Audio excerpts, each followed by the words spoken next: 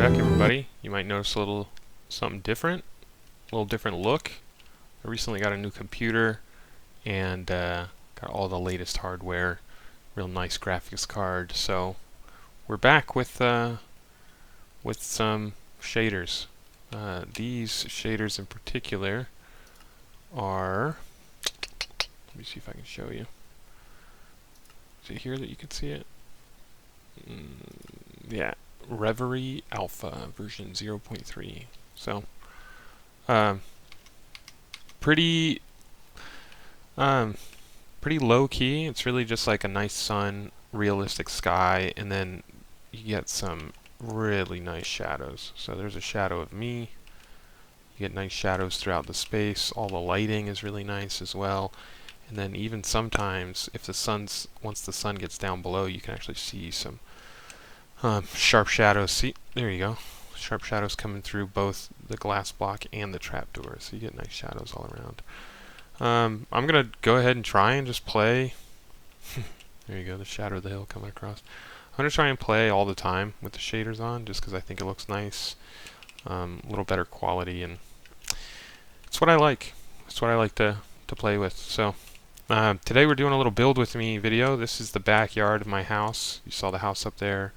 That's where the library is back there, and this little bridge from many moons, many episodes ago. We're going to try and finish out the backyard in these build with me videos. So these will be sort of offshoots from the episodes that I do with Schmuckers. And we're preparing for copper golems.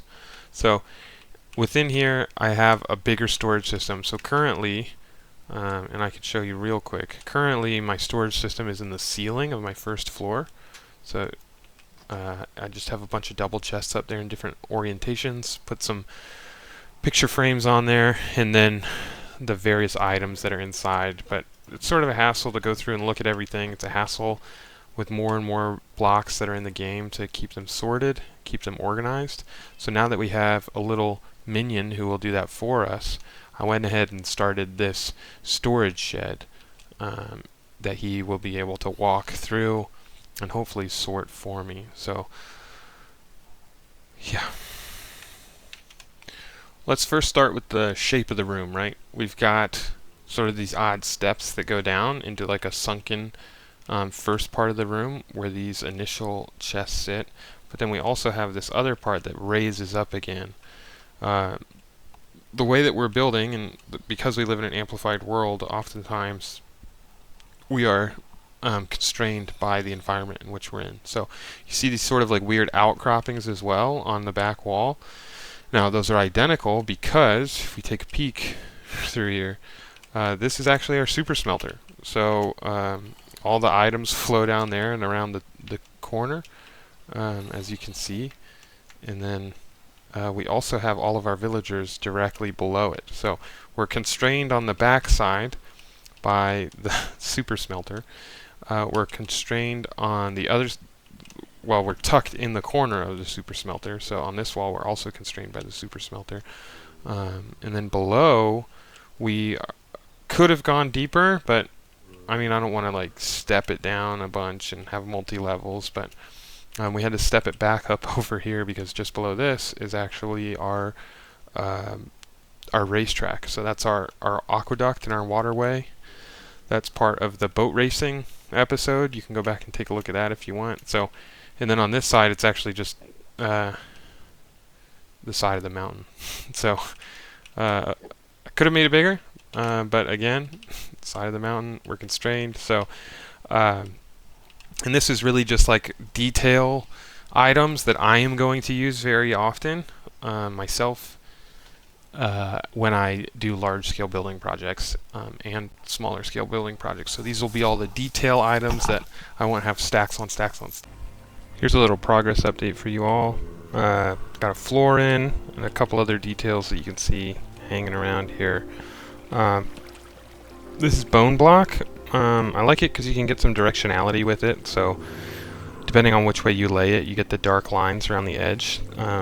So along the aisleways, it's running lengthwise, and then underneath I did it the short direction to show that that's a place that you can stop to break up that pattern.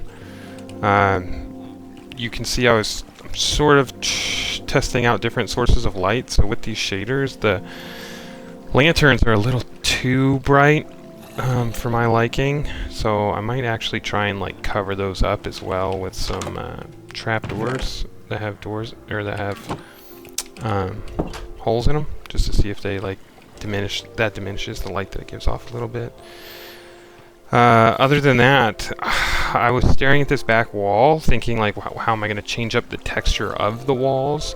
And I actually made these out of stone block so that I knew not to damage them, because they actually are integral to the part of the super smelter that's behind them. So I didn't want to come through here willy-nilly later on, try and knock a bunch of stuff down and then end up breaking stuff.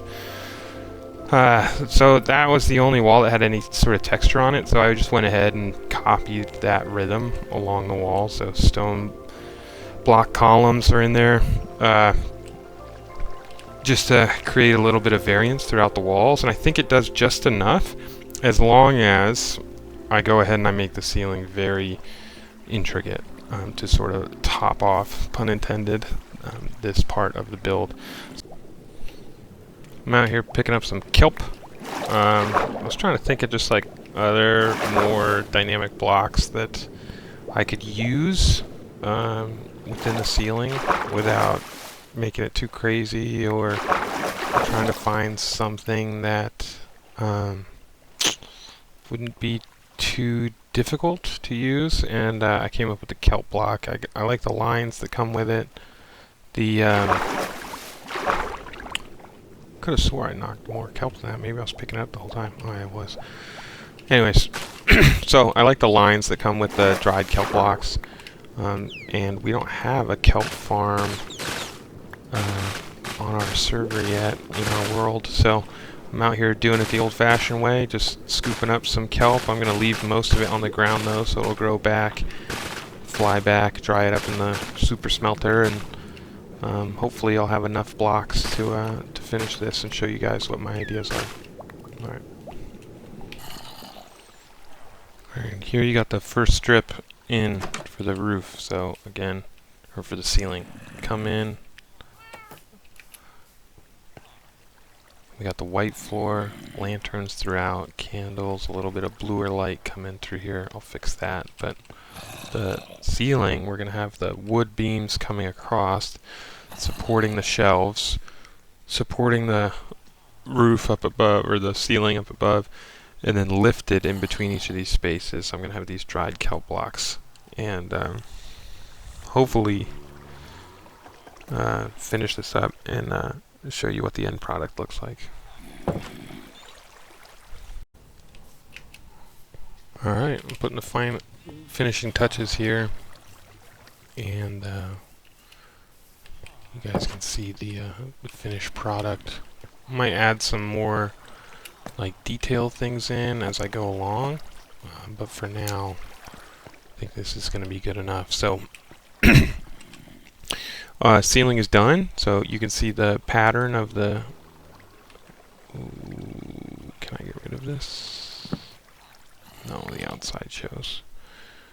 We'll leave it there for now. Anyways, you can see the ceiling pattern that I was going for, how it has the dark green, but then the white stripes that pop up and make it look sort of like a tile ceiling that you see a lot of different places. Beams to hold it up, creates a little bit more volume in here as well, so now all the shelves are connected to the structure. The structure is holding up the ceiling is more decorative.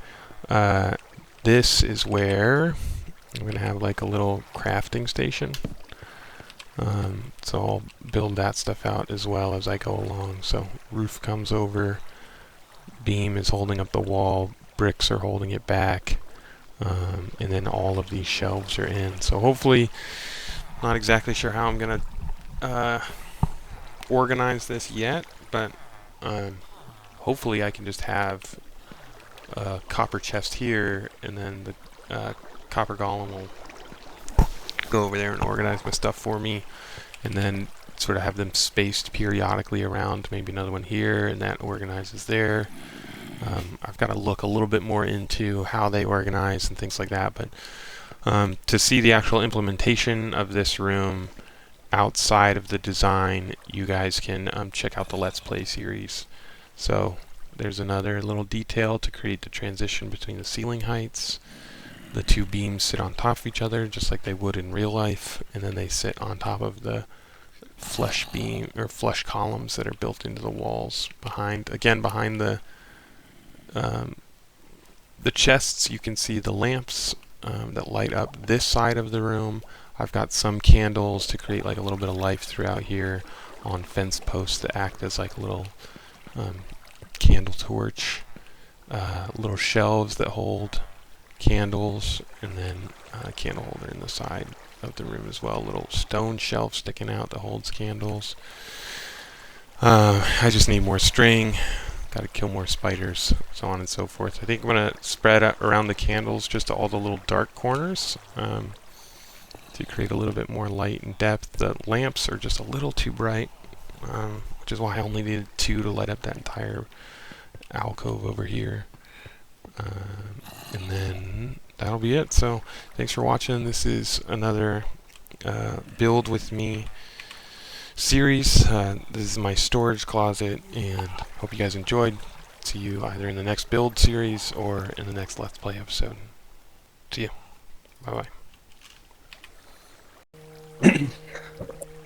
Okay, so I've been doing some work here. We have a village. It would have been so much easier if we did this before we had the wither fight, but we didn't. So I built a village to look like it was there when we had the wither fight here. Yeah. So if we go through this cave, I would have willingly taken a redo on that wither fight. That's okay. That's okay. Yeah. So we have some flames around and a lot of broken buildings. Nice. And floods everywhere. So over here, there wasn't much damage from the wither fight because we did most of the fighting on the other side. So these are mostly intact over here. Yeah. But then as we work more over here, the more damage there is. And I still might add a couple more houses. There's a log over there because I was thinking about adding a house over there. And then I might have like a more expensive house behind you under that cliff because it's like secluded and it'd be like, you know, good guy. Protected, yeah. Yeah. But yeah, there's a couple blocks still missing. Apparently I don't have any copper. Oh. Although I did find some for the next part. So there's been I just significant updates since our last episode as well. So like we've got a bunch of stuff to do now with trial chambers, and you've been working on a bunch of auto crafting that people I don't know if they've seen yet in your episode, but I think last episode I had the auto crafting for the wood and iron stuff. And then up here we have a little marketplace. Ah, right. We worked on this one together. I extended it a little, so I added a few more. Nice. And I added a more compact floor because a lot more people would be stomping around up here. Yeah. And then this leads straight into the city. Oh, this is awesome. See it during the day. Yeah. I just appeared.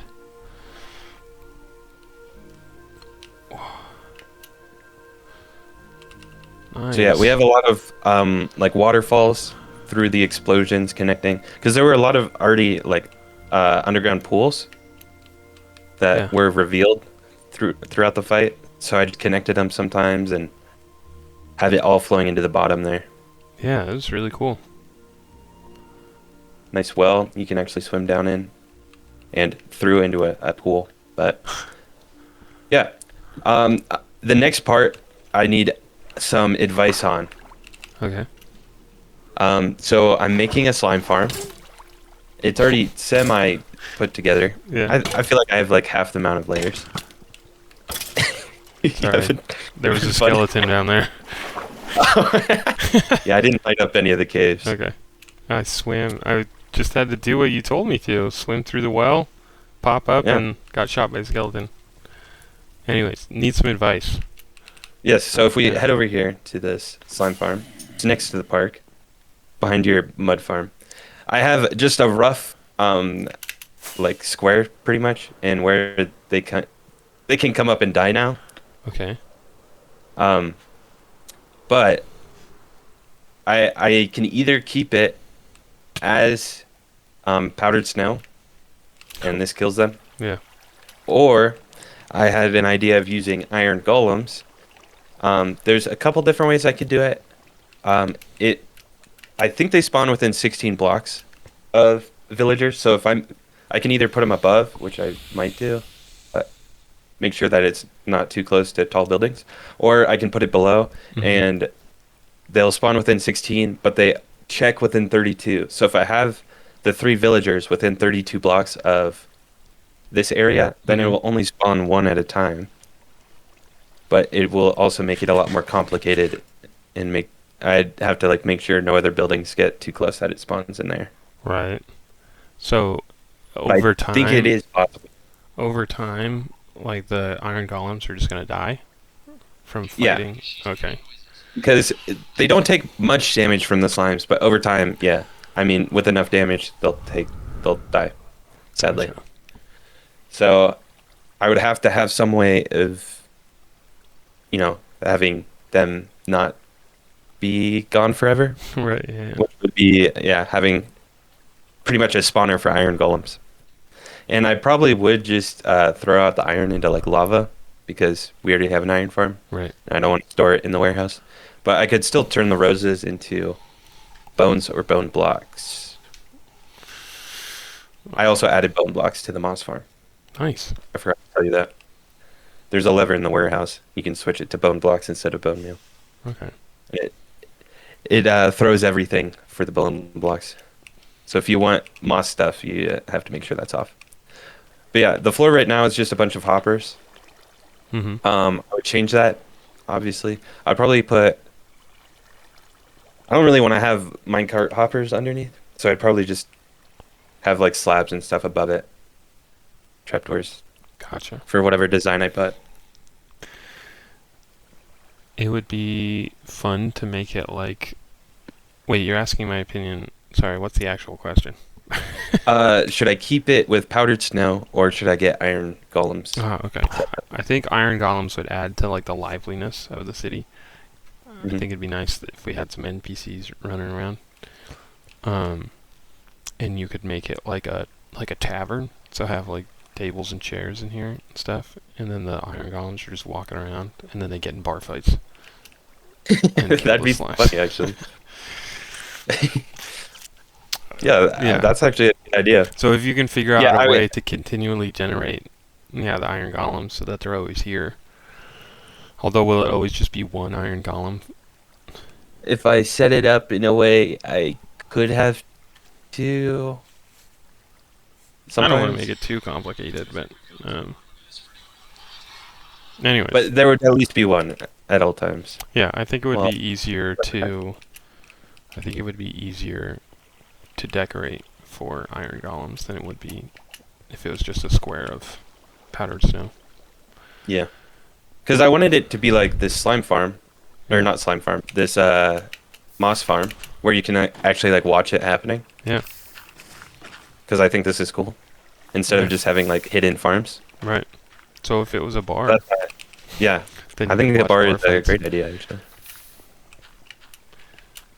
And then And then I can just have like a little house above it too. Yeah. Where I have villagers. Because it could be like a bar on the bottom, and then we could make it look like apartment buildings up top, and we'll just make all the balconies and stuff non-spawnable, so that he always drops the iron golem always drops down to the ground floor. Yeah, this is more productive than I thought I was going to get out of this.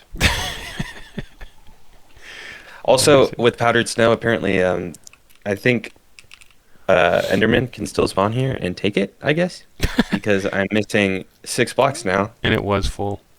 It was full. That's too funny. Yeah, I think that's it. Okay. I think that's the winner. I will have to decorate the actual spawning platforms too, but Yeah. I have to cycle through. Oh, is that it? That's probably it, right? yeah. All right, we're back in the Guardian Farm.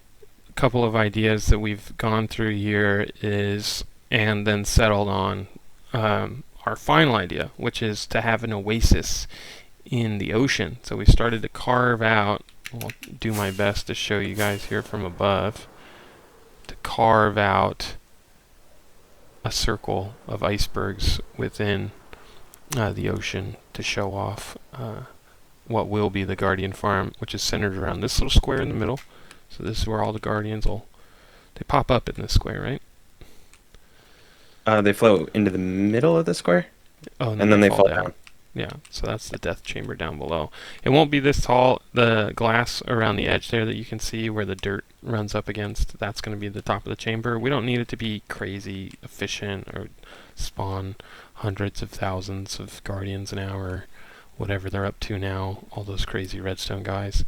But the dirt around the edge will all be sand. So that is just the contour, which is a fancy name for topography. So that's the outside edge of the sand along the perimeter wall, and then the inside edge is all the way around the top portion of the glass, which I've actually done as well. So now all I have to do is... Didn't I start somewhere? Yeah, I started over here. Is you just connect the two. So you can see that sloping down, and of course it's sand, so there's going to be low spots, there's going to be high spots, it gets blown by the wind, so there will be peaks and valleys, so on and so forth. So I'll put down a base layer of dirt everywhere, and then cover it all up with sand, which is what all of these double chests are down here. It's mostly sand. You have a example sand in the creative world? Yeah, it is in the creative world. We can jump over there.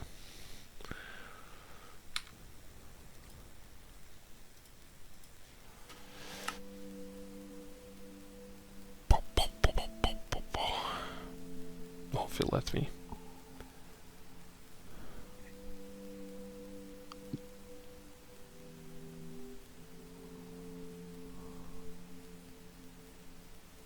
Encrypting. Here it goes.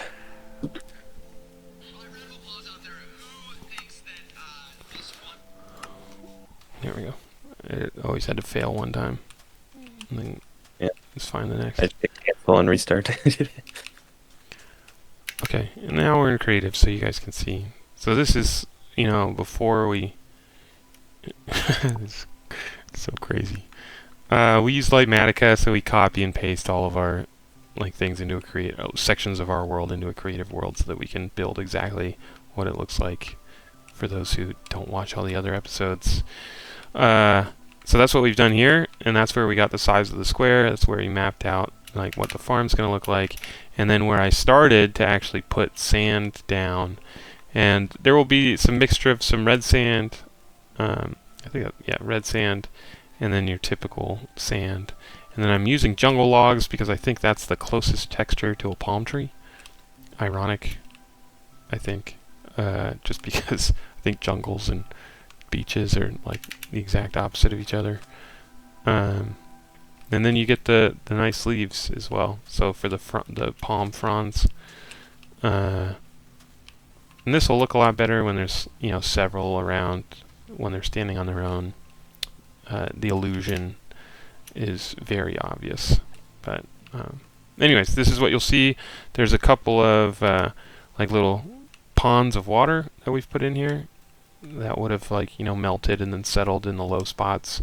You see them as dirt now, but probably swap it out for gravel or sand below. So it just looks like it's resting in the low spaces. And then underneath is where all the farm will be, and you can watch the Guardians flow up. And there'll actually be little windows like this too around where you can see into the farm and watch it work. I think that's it for now. This will be a big project that's just going on in the background, so we'll come back periodically to update you guys on how it's going. Yeah, it's just a lot of emptying water because we still have to build these icebergs around it, and then just building the landscape around it. So not very interesting, but when it's done, it will look very interesting. Yeah, and I'll probably do a couple of like build with me videos about it, just so I can show you how I work through it creatively, because it isn't a linear process. Like, I don't have a complete vision in my head right now. I just trust myself enough to have a general idea of what I want, and then I finesse that idea and I work it into its final product as I go, which I know can cause some people some anxiety, but for me, I just work better that way.